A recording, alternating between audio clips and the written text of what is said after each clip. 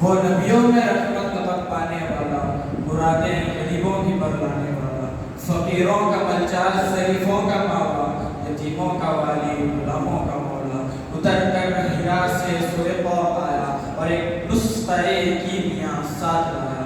عرب جس پہ قرنوں سے تھا جہل چھایا، پلٹ دی بس ایک آن میں اس کی کایا، پلٹ دی بس ایک آن میں اس کی کایا۔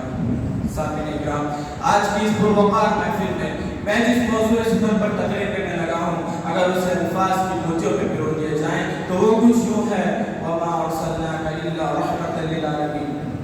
سامعین کرام، میں اس ذات گرامی کا ذکر کر رہا ہوں جو مسکرائے تو صبح اور غمگین ہو تو وَاللَّيْلِ إِذَا سَجَىٰ مَا وَدَّعَكَ رَبُّكَ وَمَا قَلَىٰ، جو پتھر پھینکے تو وَمَا رَمَيْتَ إِذْ رَمَيْتَ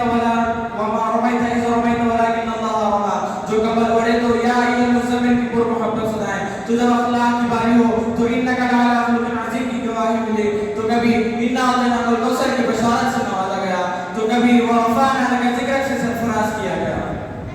سامعین کرام، میں اس ذات گرامی کی مدح سرائے کیسے کروں جس کا مدح خود خالق کائنات ہے۔ صدر ذوالوقار فاتح اعظم صلی اللہ علیہ وسلم نے کسی سے پوچھا، بتاؤ آج تمہارے ساتھ کیا سلوک کیا جائے؟ انہوں نے کہا، آپ جوانوں کے شریف بھائی اور بوڑھوں کے شریف بھتیجے ہیں۔ فاتح اعظم صلی اللہ علیہ وسلم نے کہا، آج تم پر کوئی بلا نہیں، جاؤ تم سب آزاد ہو۔ یہ آواز رحمت للعالمین کی آواز تھی جو دل کے گہرائیوں سے اٹھی اور دل کے گہرائیوں میں جا پہنچی۔ حاضرین اکرام، فتح مکہ کے دن عرب کے بڑے بڑے سردار، نبی کریم صلی اللہ علیہ وسلم کی جان کے دشمن، مسلمانوں کے قاتل اور جو اسلام کے راہ پر پھٹکتے تھے، آج شہر حرم میں خوفزدہ کھڑے تھے۔ یہ ایسے ظالم لوگ جن کا ظلم دیکھنا ہو تو مکے کی گلیاں کوچوں میں برپا، حق و باطل کی کشمکش کے دور کی طرف لوٹ جائیے۔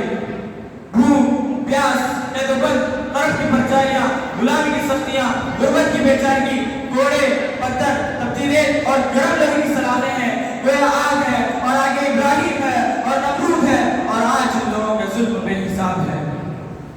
حاضرین اکرام، میرے نبی رحمت للعالمین جو جبر کی جگہ صبر، ریاکاری کی جگہ اخلاص، مایوسی کی جگہ امید، سنگینی کی جگہ صلہ رحمی، بزدلی کی جگہ بہادری، سختی کی جگہ نرمی، سینکڑوں خداؤں کی جگہ خدا واحد اور دل کی اندھی مخلوق کو دل بینا اور بے حیا نسلوں کو خدا کے سامنے رونے والی آنکھیں بخشتے تھے۔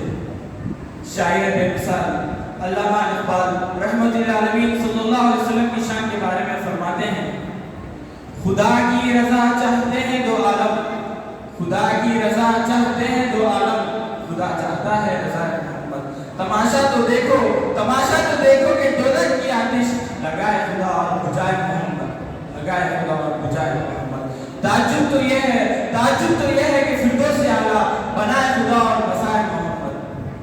حاضرین اکرام، میرے نبی رحمت للعالمین جو نہ صرف انسانوں کے لیے بلکہ چرند، پرند، نباتات اور ہر مخلوق کے لیے رحمت ہے، جو نہ صرف ہم لوگ کے لیے بلکہ ان لوگوں کے لیے بھی جن کی وجہ سے آپ کی ایڑیاں لہو سے تر ہو گئی، اور اس شے کے لیے بھی رحمت جو انسانی نظر سے بالاتر ہے، اور اس شے کے لیے بھی جو انسان کے سامنے اور پیچھے ہے۔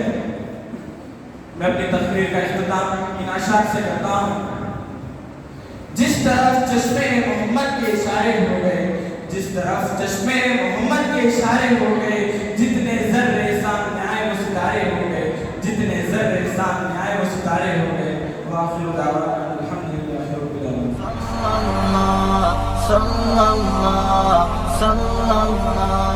صلی اللہ